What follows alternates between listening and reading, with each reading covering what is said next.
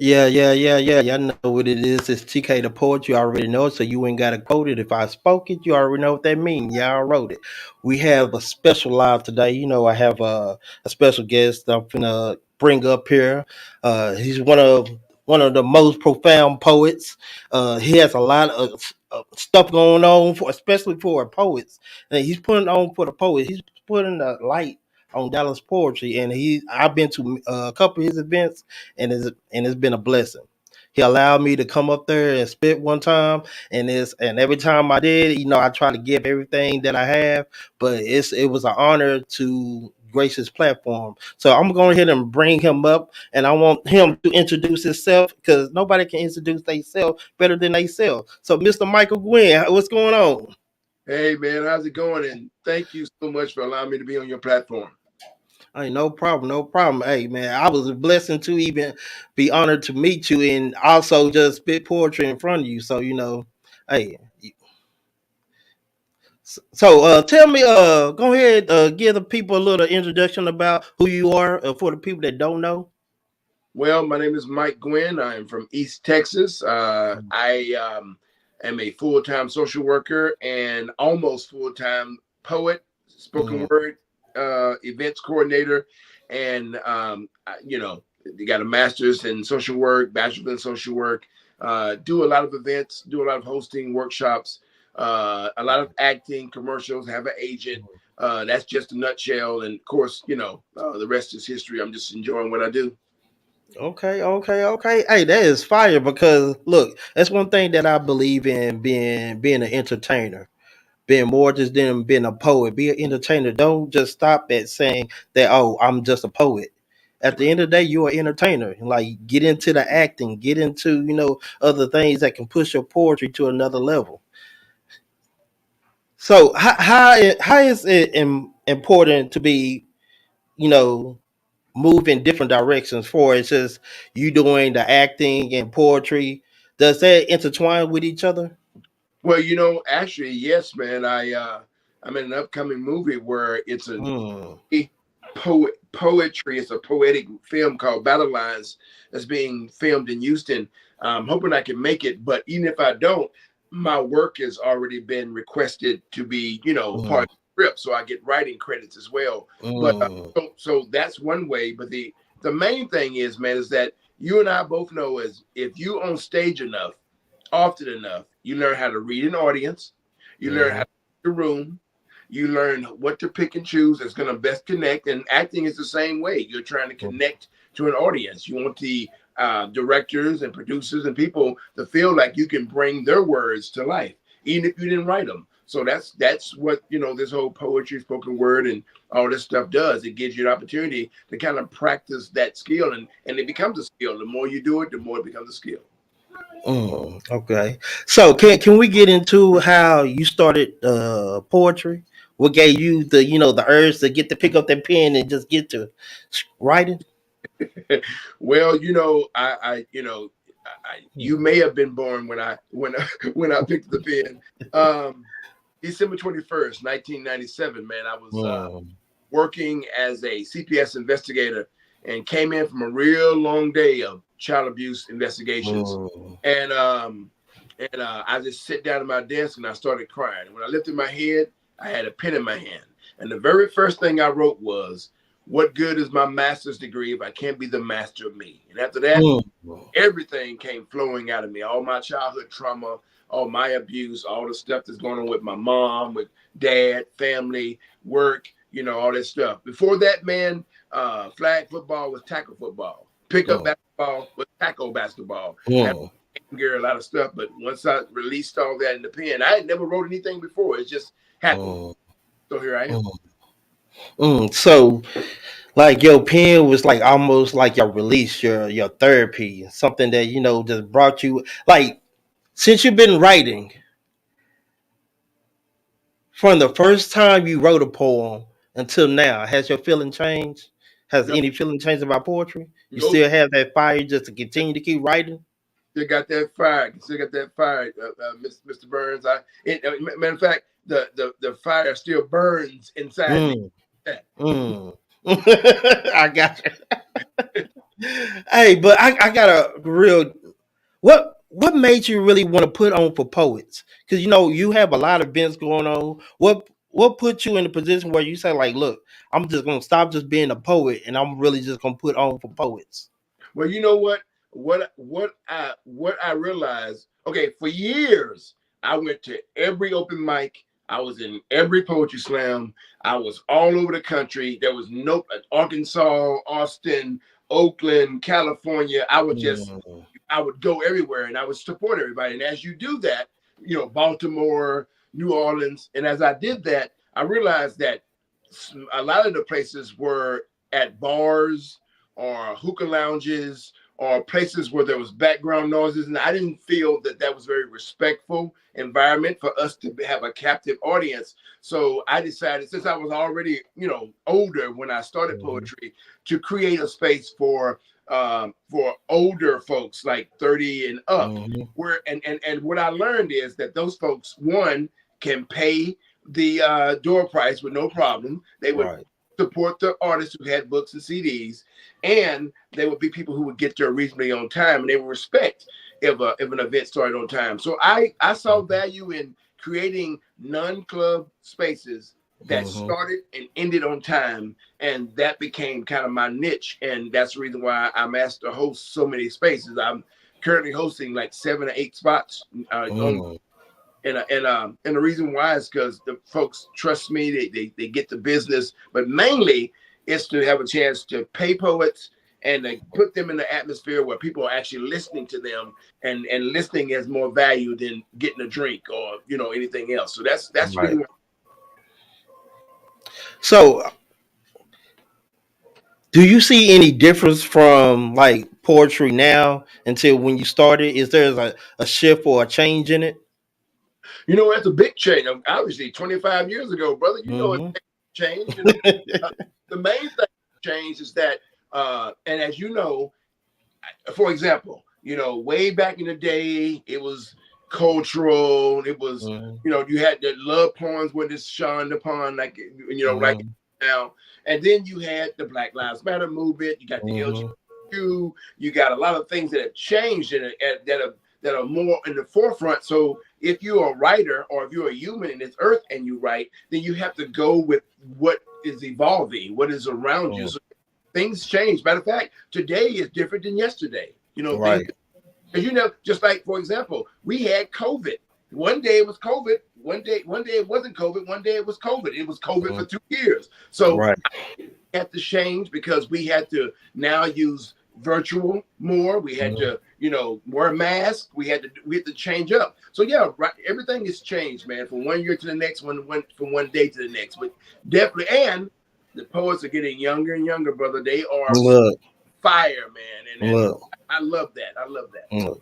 And that's one thing that I like. I like to see the youth get active and get involved. I came across this young man. I think he was around by like 21, 22, and he said he was a poet, and he said he ain't never been on the stage. So I added him to Poetry Life, and he been hitting me back in the inbox saying, since him being in the group Poetry Life, he got more confidence, by him dropping his poems in there. Then he said he actually got on the stage and he said he did okay. He said he didn't do his best. He stumbled and fumbled, but he said, he just beat himself for just getting up there. He said, man, that was a big step for me doing poetry. So, I'm like, it's just those beginners, and then when they get on that stage and you see that fire in them, Right. like that's what I love, man. And most definitely youth is getting more involved. Yes, yes, they are. And another thing that's changed that you've got more creative writing entities that are mainstreaming it, that are in the Hmm. schools. They're in part of the after-school programs. You've got Academy of Visual Performing Arts in Fort Worth. You've got Booker T Hmm. in Dallas. You've got a lot of like creative and charter schools that are only about arts Hmm. and they're using that to reach our youth at a level that we didn't back in the past. So it's a lot of good stuff happening, brother. So, a person asked me, he said, what is the difference between poetry and rap? What would be your answer to that question? I would say, well, first of all, you've got poetry Then you have spoken word. Then you Mm-hmm. so Okay.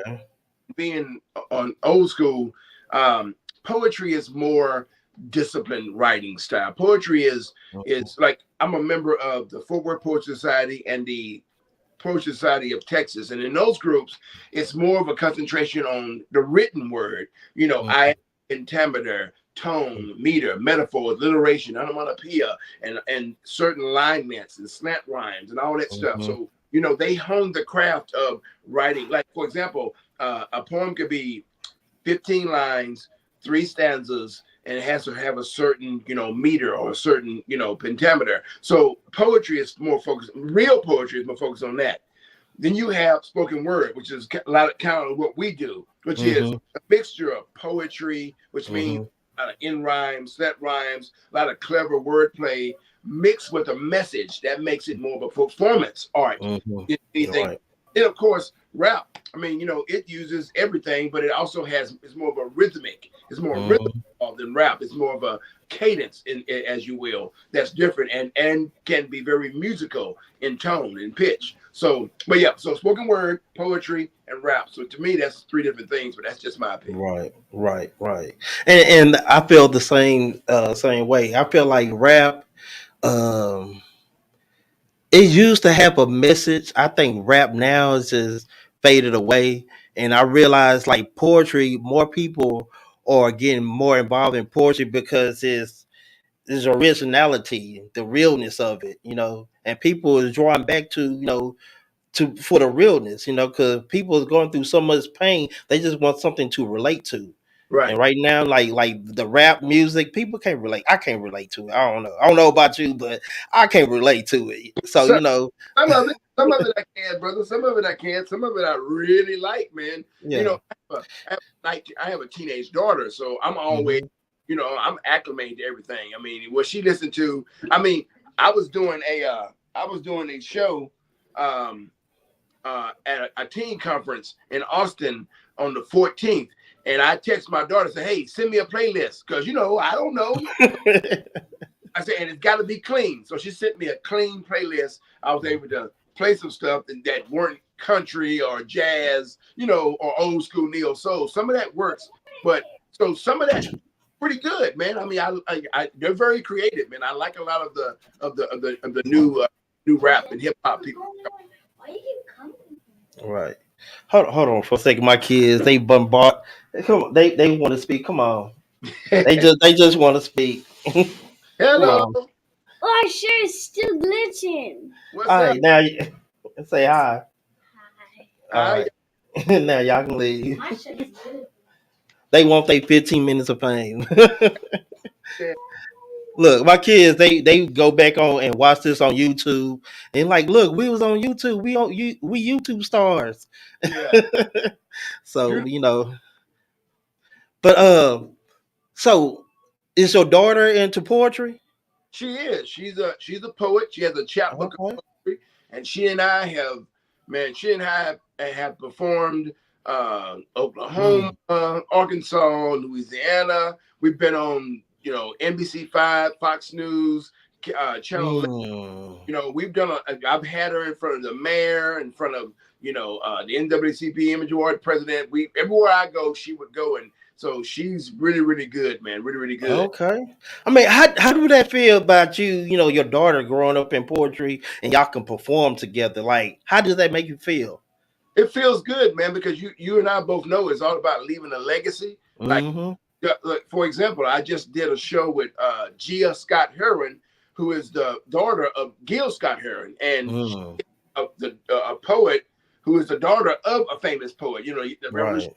televised. Mm-hmm. That's so I just did a show with her at Lincoln University, and so and her and my daughter met. So I feel a kinship of a legacy because his legacy is his daughter. He's gone, but his daughter is still reading his work. She's performing Right. work. She's touring. She's making sure nobody forget her dad, her famous poetry dad. And so it feels good to have someone who may do the same thing and has told me that's what she's going to do as well. She's going to keep it going. So she's sending me Mm-hmm. poems to write. I mean, not to write, but to critique and sit back. Mm-hmm. We're working on our work, man, working on our craft. Almost definitely. Man, you know what? That remind me like my mom. She had passed away by like my senior year of high school. So um, one day, I would say about a couple years ago, I went into her things. I finally went into a box of things and stuff, and I was pulling out spirals and notebooks and stuff like that. And I found that like she was writing poetry. All right. And I never knew that about my mom. I never knew that she wrote poetry. So I would go over, I read her stuff. I'm like, oh, and she was pretty good. I'm like, I never knew this about my mother. So I guess like it comes through the DNA There you go, brother. Yeah, because like, and it's also just like what you just did with the kids right there. It's exposing them to something mhm, that's not boring, that's mhm, cool, that has and mhm, gives it value. And mhm, so you've been groomed, brother. And again, a poet's lifestyle or a person who writes is a creative writer. Their lifestyle kind of grooms, mhm, the offspring. I mean, they move different, and mhm. so yeah, it's only natural that you would progress to be a performance poet, brother. And you're a pretty good poet yourself. I'm gonna tell you that right now. Let me get Man, thank you. I mean, I've been working on it like immensely. I've been trying to work on it and just give the people the best I have to give because at the end of the day, like I do have a message in my poetry, right, and I just want to make sure that I deliver it the best way I can possibly give it to them. yes, sir. Because when I go up there, it's just more than just I'm just putting words out there. These are my blood, sweat, and tears, my emotions, my feelings, my everything. So Right, when I put it out there, it's good that I get people. I look at people and I get their reaction. I'm like, okay, they get it, and right. that makes me feel good. That's all I need to do. Just connect with that one person. That's If that right. one person felt what I spoke, I did my job. Yes, sir. Sorry, I got to plug this phone up. My bad. There it is. All No, right. you good. Yeah. So from okay, so you've been all the way around United States doing poetry. What state is the best for poetry? I wouldn't say state. I would say country. I've been to Canada, and Canada. yeah, Canada is Toronto, Mm, Canada with my boy Dwayne over there, man. He has carved out such a brilliant platform for poets from the United States to go travel over there and do so much. And what he's done is he's connected that with the entertainment industry. So they see poetry as more of an integral part of the arts. Not just the mm, arts, but the entertainment community, because a lot of actors come out of the poetry. Much right. at Mom's the Poet, you got Sheehan, you got Omari Hardrick, you Mm, got Jill Scott. All those were poets, mhm. before any of the other stuff, and like you said, entertainers, which means they not only had poetry, they had acting, Right. they had poetry, Right. they had music, they had this. Mhm. So Canada is a mecca for that, man, and they do a lot of great stuff. People need to go Mm. travel there. I went over there, man. One year they had this international spoken word championships. They had this guy out of New Jersey that had won it every year. He's Mm. every year. So I go over there, man, and I get in the first round and I do a sensual poem, but I thought maybe a sensual poem might work. And I got like Right. a 28-9. Then Mm. they made an announcement about somebody else and this and that, and and it was cool. And in order for me to make the next round, I'm sorry, I did something hard hitting. I did Mm. a serious poem. I got this, but then what was working was the sensual poems. So I did Mm. a poem and got a 29-9. Then another sensual Mm. got a 30. Made it to the second round. Mm. No, I'm the Toronto International Spoken Word Champion. 2 grand, Mm. 2 grand. Mm. That was Mm. that was a great year for me, man. I also made the finals Man. year. I won Omaha Grand Slam that year. I won the Houston Last Boy Standing. I was the Fort Worth Slam champion. So it was a good year for me, man. So, but what I learned from all that, besides the money, was that there is an audience, an international audience that's Mhm. just as hard as we are to keep it going and doing it right. Right. That's where I got the idea for creating these spaces that are conducive just for poetry. That way you don't have any dominoes slapping in the background. Right. Right. You ain't got no drinks being made. It's just Mm. there. Straight poetry. So I kind of emulated that. Plus, use a little bit of that that good old home training, which is Mhm. when somebody speak, and that's something that's worked for me very well. So yeah, but besides Toronto, I would have to say Los Angeles is really good. Chicago is also a mecca for poetry. Mm. Dallas is there. Austin has been there for a long time. And if I'm going to say anywhere else, as far as a thriving poetry community, it would be New York, hands New down. York? Oh yeah. New York and DC. Yeah. DC got the bus boys, bus. Mm. So it's a lot of places, man. A lot of places. Yeah, I was talking to a poet. She was on here the other day. Shah Ra. I keep on mispronouncing her name. Shah Ra. Shah Ra. She from New York. She from Brooklyn, and she was telling me about the poet scene out there and stuff like that. And I'm like, man, I'll have to go experience. That's one Right. thing I told myself. I'm gonna have to get up and go to different cities, different states. Yeah. Maybe go to Canada and see how, because I want to learn and grow. I'm That's one. right now. If you go, Mr. Burns, and you'll come back here. I don't know if you ever saw that movie, The Ten Commandments, where Yeah. went up to that mountain. He came back down. His hair had looks hits of gray. Like you'll come back here, and it'll completely change how you do things here. It'll give you a little bit more motivation to make sure that people understand the value of what you say and what you're doing here now. Trust me, you'll protect it. I guarantee you. Look, I got a distance. I have a kind of like a routine what I try to do when I try to prepare for like if I'm doing a poetry slam. Mm-hmm. Could you tell me what do your, because you've been in many like hard competitions, Right. like you went against dope poets. What was your mindset going through that? Like when you heard like, oh man, that poem was dope. Do you feel like in your mind like you like, man, what do I have that I can top that, or do you just give it all you got with the one you have? You know what? I have poems memorized. Maybe, and when I go into a competition, I go over all of those poems. There'd be like 15 of them because I'm always Mm. I want to be able to zig when they zag. Right.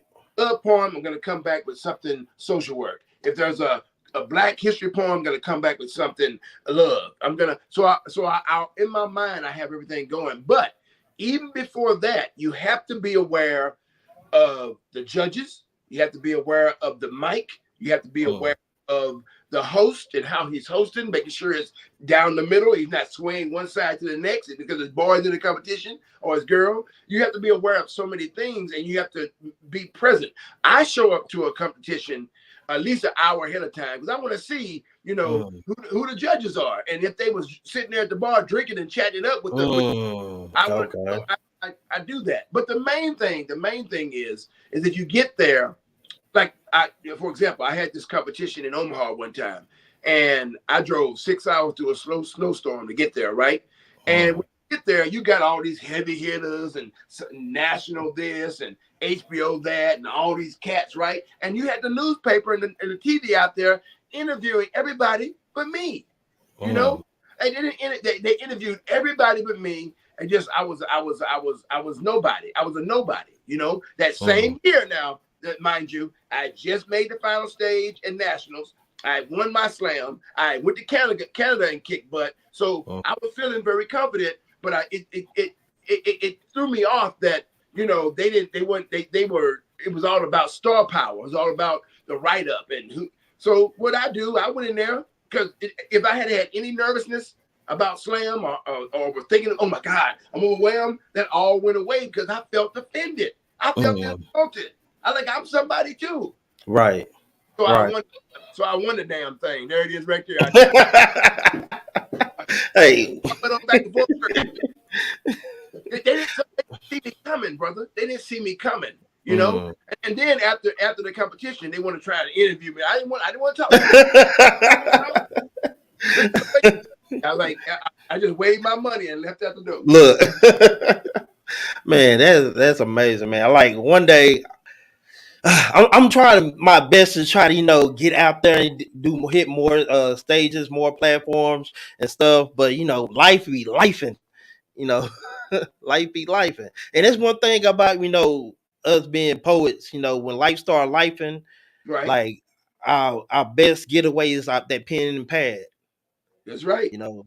And like to me, it gives me a fresh breath air as soon as I finish a poem. Or Yeah. when I started writing, just okay, just relax. I'm cool now. I didn't got all those words out. I'm cool. Right. So, do you have any poem that you recite to yourself to cool you down? You know what? If I do, it's a real short and very non-serious poem, Hmm. because if you have a poem that is serious and you use it, you really are not. You need to have something totally different from anything else that you would spit. So I do have a poem that I do often. It's actual a poem. It's a limerick, which is a form of Hmm. poetry, and I share it. And I wrote it way back when my son was like 8 years old. And it was something that I wrote for him to get him to laugh, So yeah, Hmm. so I do that often right before a show or a competition, or even before I film a scene. I'll just do this poem to myself. Hmm. Man, like, cause like with me, when stuff get a little bit hectic around me, I revert back to my poetry. Like I go to the bathroom, recite a poem, and and get that energy off of me. Right, Like I probably do a poem that's more energy based, for I can feel like I'm drained, right. because with that energy, I just want to just let loose. And after I let loose, like I think my poem, "My Life Not Yours," uh, that's my energy drainer, because that's a story that I didn't even know I was gonna write. You Well, know. are you too shy, Tedrick, to share that piece on national? Oh man. You got it. You remember it? Yeah. I mean, yeah. I keep them tucked. I keep them Like, tucked. so here's the deal, man. What people don't realize about me is that another reason why I do events is because I do love poetry. I don't Hmm. just because I'm trying to, because I don't get paid everywhere I go. I usually Right. anything, but I love to hear poets, and I love to Hmm. hear poets where at the same time everybody in the same way everybody else hear that poet. So we have a captive audience right here. So I'm here, brother. Let me see. My life not yours. But I think you heard this one already, though. It don't matter if I heard it. It's about the All audience because right, all right, all right. I got you. I got you. I got you. I got you. yeah. Let me. Now I got to get in So, that mode real quick. so here's the deal. Me hearing it before and me hosting and do it right now, scoring and doing a million things is different than me hearing it. Right. You know what I'm saying? Okay. I You know how- got you. I got you. I got you. Right. You're right. You're right. Okay. Now you get your undivided attention. Okay. I got you.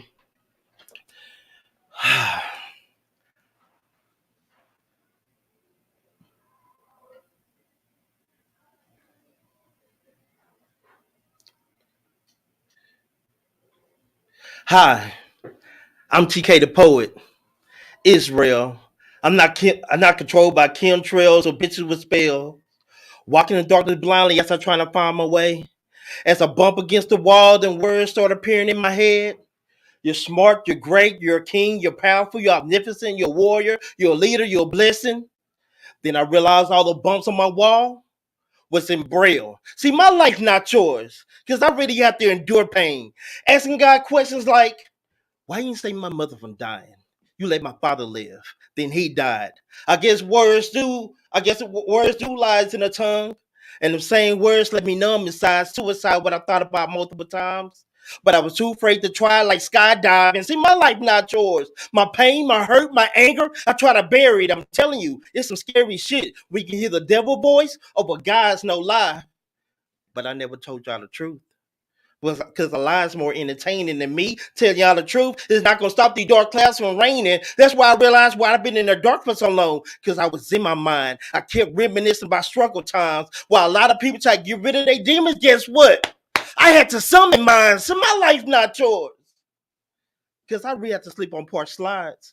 And wake up, sneak into my partner's house just to take a shower, and still go to school and get these niggas high fives. I can't lie. When someone told me, someone told me, ah, mm, Someone told me when you speaking Rick, you ain't got to rhyme. Ah, wow. I lost it. I lost it. I All right. lost it. That's one of my favorites. I can't believe I lost it. Yeah, some of them demons, bro. That was a powerful line right there, Look. bro. And that like and that poem, let me see if I can get it back. Cause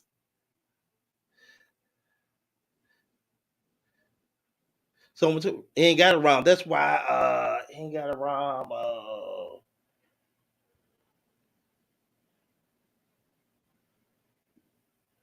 Don't force it, man. If it don't Uh, get there, don't worry about it. Cause my life not yours. And you know what? That's crazy that I'm forgetting because this is one of my favorite poems Right, that I right. go to. But you know what? I also been trying to remember new poetry. But You got a lot going on in there. look, I'm telling you, like I have like probably 12 poems memorized in my head Really. that that I go through, That's a lot of work, brother. you know. But I'm gonna give you this one. This one I should have did that I Okay. wanted to do, but I switched up. Okay. You talking about at the Spoken Word Awards? Yeah. All right. They say love our black queens, but they make it hard to with the attitude, the disrespect, see the movement of their neck. And they expect us to keep them on this high horse. See, I told her I couldn't because I ain't never seen a nigga on the nag. But you know what gets me mad? They don't see us as kings because they passed her like we did it. Having flashbacks of the past and it's too vivid. Well, okay, I did it to some women in my past, but this not then. And all I'm trying to do is win because there ain't nothing like black men. And yes, we are losing our value like the American dollar. But with Fowler, we raising our kids in the same manner. But you know what gets me madder? We keep on screaming Black Lives Matter. Okay, Queens, I get it. Y'all so strong. Y'all been holding down without a king for so long. Y'all so INDEPENDENT. But do you know what that means?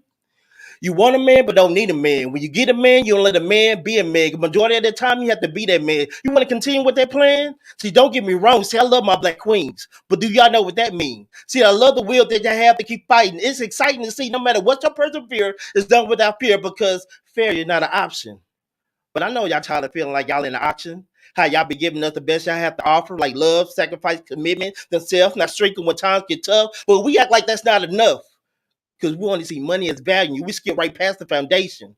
Good, strong black men see through all the smokes and mirrors. We see other men's errors. So let me make it clearer. See, I was raised by a single black queen. And y'all might ask, so what does that mean?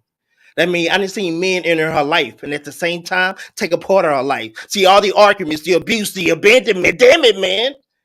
I became those same men until I heard my mama voice. She said, son, you seen what I've been through. For you to turn out to be the same man that's disrespectful to me. Because I kept in the best shoes. I paid rent was rent would do. You never see me cry because I never wanted you to. And you became these same dudes? Not cool. Now you had these women questioning who raised you. Okay, mom, I hear you. See, I was like Urkel, messing up and tripping over everything till Stephon appeared. That's when I realized I had to change too. Because I could remain being the same damn fool. Because now I have sons, got to teach them this is what you don't do. So when they get their wise, it's going to be in a different tone when they ask them, who raised you? So I get it, Queens, on why some of y'all the way y'all are. But y'all the leader hurt in the past drive party. Let me start by saying I apologize for all the men that betrayed you, hurt you, thought they had a better option. Like, nigga, fuck you. Always told you lies that was not true. And 9 out of 10, Queens, is not you. It's us. The one to see your homeboys messing over the chicken, still give them high fives. I can't lie. As men, we need to do way better. With the lynch, we need to start reading all these slave letters and get our ingredients right. And that's some original spice, because everything don't need lemon pepper. And you ain't no stepper till you step for your family and be a stand-up man daily, not annually. Because it's affecting our black queens and young kings badly, but sadly, we both need to do better. Well, I did it.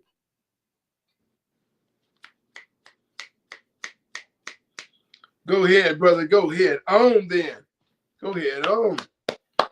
That was how I did it. And you know what's so crazy about that? I didn't know I was gonna write that one.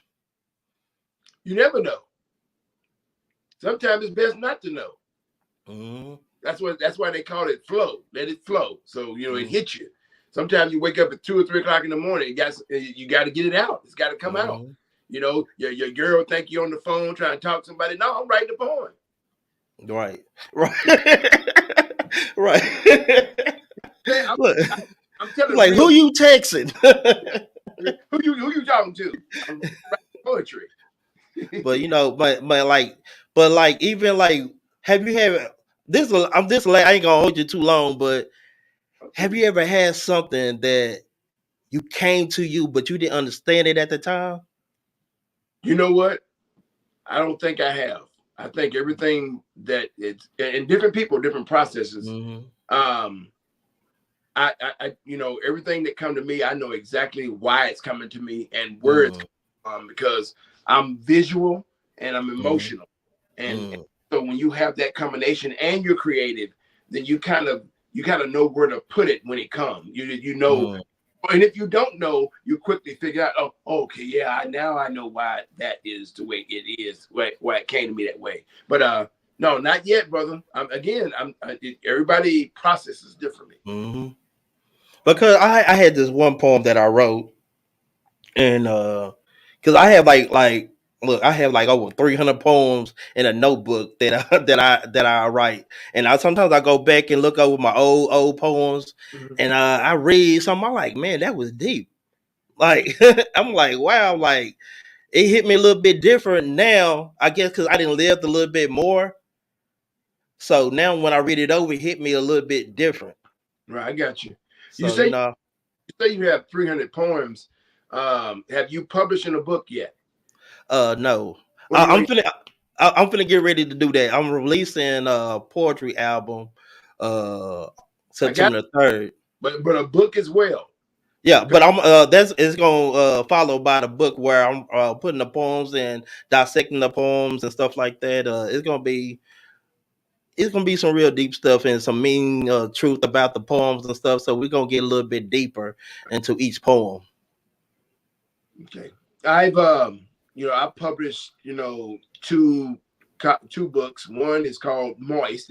I was smart enough to separate the central poem from my book that sells the most, which is Crying and Mm, and so I got a new book that's coming out. But those two, I haven't had to write uh, I hadn't had to publish any new books because those are still selling very well because mm, those places, people who don't know you, they're getting your book for the same time, even though it was 2010 when you published it or 2000. right. So, and then of course you're doing new work, and they'll ask you about that. So what I've done is I've asked my publisher if she could add it. Now the problem with that is it's $25 a page to add a new poem, so you might as well go ahead Mhm. and book. So that's what I'm doing. Right. Right. Then I published albums, and I think I might have helped more than 400 people publish Mm, in anthologies and chapbooks, and I do a lot of those services. I also used to have a framed poem. I used to deliver framed poems, especially. I've done everything you could do with poetry, man. I've even taught pastors how to write poetic prayers. You know what I'm saying? mm, Yesterday, a church asked me to come and help their congregation tell stories as part of their storytelling series.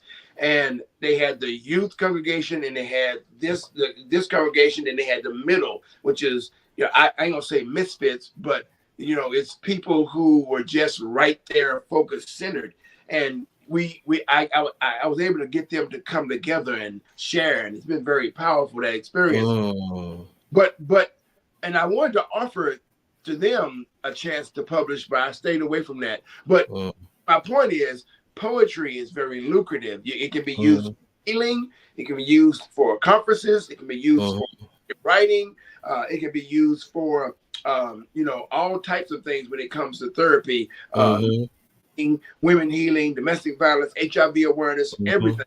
And I've used my poetry to promote, because I'm a full-time social worker, so social work Okay. issues are going to be the number one on my priority for sharing. Mhm, My work filters through my poetry and my spoken word. But mm, I've been smart enough to join organizations and be on the board of nonprofits that are about either healing or creative arts, and that allows me to be around people who value what I have to say, because I've got 25 years experience doing mhm. and I've been very successful, and I'm just as successful now, especially with regard to acting. That skill, Right. because Mm. we're doing poems. We're gonna be in front of audiences. We're not Right. scared, and we memorize stuff. So memorization is 80%. Mm-hmm. Acting, the rest of it is just methods and emotions and following directions. Mm-hmm. So, Mm-hmm. Brad, you ain't gotten to acting yet. Look, look, I did a little dabbling, a little bit, but that was just my own productions. But Yeah, you might want to try and get out here and do some auditions, brother, because you got the look and you definitely got the memorization and you got the voice. And I tell everybody, man, you mentioned it earlier. We have to have more than one. We're entertainers, so why not add that to your repertoire? Why not add an actual going to audition and getting cast in an actual stage or film, and then right, because once you do it once, somebody's gonna see you. Again, it's all about putting yourself where people can see you, even if it's a crowd of 20. Somebody, you never know, an attorney might be in the audience, got a conference coming up. You got a woman that has children, and one of them is real bad, and you need some guidance. And I got hired one time by a woman who paid me $500 just to mentor her son for a month. Changed his life, man. Now he's an actor, making more money than me. look, But so you never know, because if you use this gift, man, to tap into people, then they see your value more than you do, because they know what they need from you, and they know how to go right to this. I need this from you, and they ask you for it. And you're already doing it, so it's easy to walk into that. But that's just one of the things I try to do when I have conversations with poets and spoken word artists, and who are also speakers and can do a lot of things besides poetry and open mics. right. It's more that those things are training. You just open mics are just training grounds for the bigger events. I love getting paid, $2,000. Like I love that. Right. Going to Austin and getting, 5,000 for doing the same thing I do at the dock on a Tuesday. I love that, because to them, that's value. All we got to do is get where people can see us, and they'll say, hey, I would like to get you. What's your information? And you have your information ready. They already seen you. They already know what it is. They just want to be able to pitch that to the group that's going to, fork over the money for you. They want to be able to take back your card, or steer them to your website. That's why I get ready professionally. If you're doing, your Facebook page is not your website. It's different. Right. Instagram is not your website. Get you a link tree. Get you a little cheap GoDaddy website, even if it's one page, and put a clip up there, your bio, and a picture of you smiling, and that's all. Right. And you're good to go. That counts. But you got to start somewhere. Right.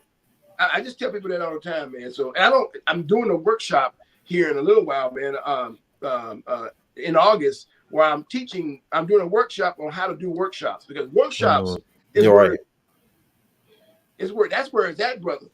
I mean, that's instead of you spending 2 or 3 hours at an open mic and maybe getting $50, you can do an hour talking a workshop and get 500 or more. Right. So I'm going to be teaching folks how to do that, how to tap in, how to use what you naturally have. You could do a workshop on podcasts, on StreamYard. You know that? Right. People who want to create these platforms, why not get paid for it? And if they go through you, they're getting quality instruction. They're gonna know how to do it. Look, we ain't had no good, and the thing ain't dropped. Look, we having a good time. It's just I'm soaking up all this game. Everything you telling me, I'm soaking it up. Because look, I'm like on the cool, like I want to get to the next level. Hold on, we had a comment. Okay. Oh, someone asked, could they hear a poem from you? Hear a poem? Yeah. Someone said they want to hear a poem from you. Let me put my CashApp in the chat. I'm kidding, man. I'm kidding. Sure. I don't mind. But I was waiting on you. I wasn't going to overstep my bounds now. Hey, look. You're the great poet, man. Hey. You're a great TkDaPoet too, brother. We're both the same. I just been at it a little bit longer than you. I ain't got no damn radio show like you. I'm gonna tell you. Hey, All right. but you got to give your flower with someone that put in as much time and energy, and you put it on so many different platforms. I just it's a different level of respect I because appreciate. you're not just being a poet. You're making a change for poets. So Yeah, that's another level of respect. I appreciate that, man. All I know is, Mr. Burns, is that if I'm able to get us in a museum or at the Bass Performance Hall or at T-Ball, if I can get us people to respect us enough at that level, then when Tedrick asked to be featured, then I've already paved the way by being an example of power and Hmm. professionalism. I was prompt, I was courteous, I showed up an hour early, I even helped put up chairs. And what that does, Right, next time someone says wants poetry and I can't do it, I'm saying, hey, I know Teddy, and you're gonna go do the same thing. You're gonna show up early, you're gonna be right, nice, you're gonna read the audience, you're not gonna cuss nobody out, you're gonna make sure right. that, and that's and instead of you getting $50 or 75, you're gonna get the same thing I got because they expect the same thing from you. That's why I'm trying to bring us out of these clubs and these places as much as now. I love them. I'll go do them. Mm-hmm. I love them. It's Look. fun, but that's not where the real money is for you at the next level. That's all I'm saying. So But you know what? But what you're doing is a smart, intelligent thing because, like, I have a friend that's he's an A&R, and I talk to him a lot, and he was telling me like poetry has its own lane. Like in entertainment, they don't look at it in the entertainment world as entertainment. I'm trying to change that. I'm So, trying to and, change. and that's what he told me. Like, man, if you can change that and where you can make it more entertaining and you can because poetry has its own lane, you can take over. Ain't Right. nobody really just came over and captivated that lane and became blew poetry up because poetry is the essence of music, lyrics, everything.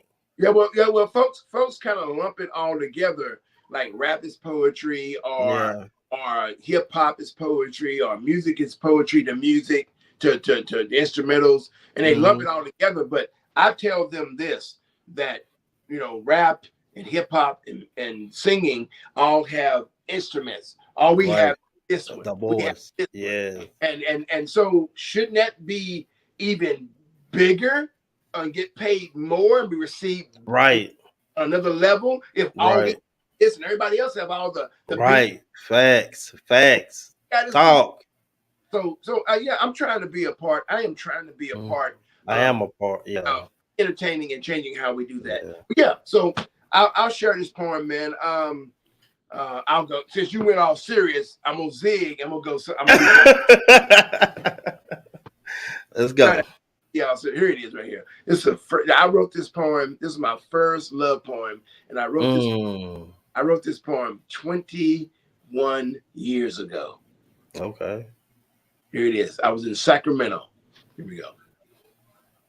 If I could capture a rainbow, I'd wrap you in my favorite colors and paint you perfect. And if Mm. you truly knew you the way I do, you'd know why I'd get down on my hands and knees, reach inside my soul, gather moonbeams and starlight, arrange them in a beautiful bouquet, place them at your feet and say, I grew those for you. And every Mm. day, all I do is think of ways to do and say more than I did the day before to tell you how much I miss you. And right now, all I ever want to do is a taste you Tuesday, wake you Wednesday, quench your Thursdays till Friday, then sit Saturday, sipping your Sundays till Monday. You see, I just want to love you daily. I want you to Mm. be sprung in the spring, sizzle in the summer, feast on me falling, calling as you and I anticipate the autumn and get buck wild on the waste in winter because my love is all the season you need. I want you to Mm. go crazy as I slide off your January, pull down your February, March, right between your Aprils as May becomes June. Mm. And your July lays naked in the August of my September till you remember that October was when my naughty November ease inside your delicious December. Listen, Mm. all I'm trying to say is I want to love you every day. Poet. Mm. Fire, fire, fire. I like your cadence on your wordplay. I love it. Listen, Like man.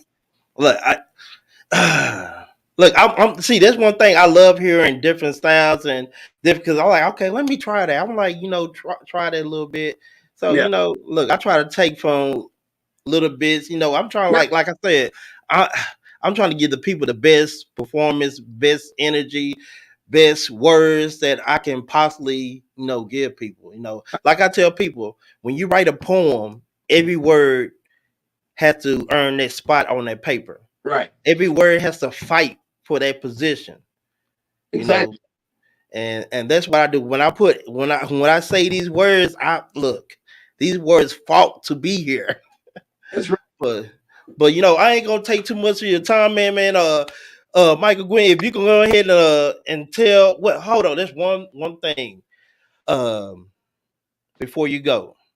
Can you give some advice to the up and coming poets that think about want to jump into poetry?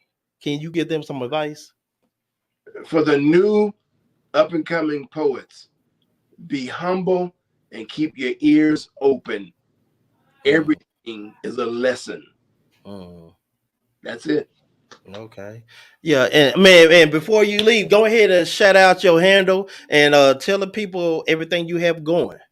You know what? I am not going to do that because I'm here to support you. All right.